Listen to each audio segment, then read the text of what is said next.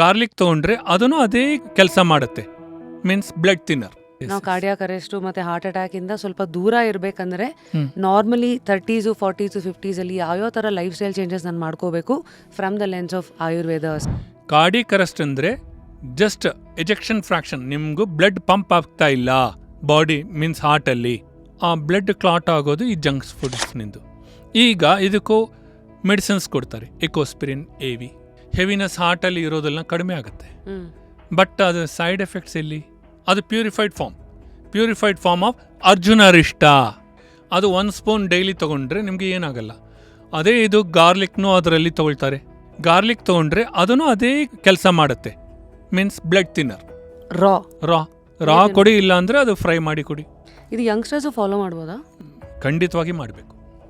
ಏನನ್ನೋ ತಿಂತಾ ಇದ್ದೀರಾ, ಗಾರ್ಲಿಕ್ ತಿನ್ನಿ, ಏನಾಗುತ್ತೆ. ಫುಲ್ ವಿಡಿಯೋನ ನೋಡಿ ಆನ್ ರ್ಯಾಪಿಡ್ ರಾಶ್ಮೀಸ್ ಯೂಟ್ಯೂಬ್ ಚಾನಲ್.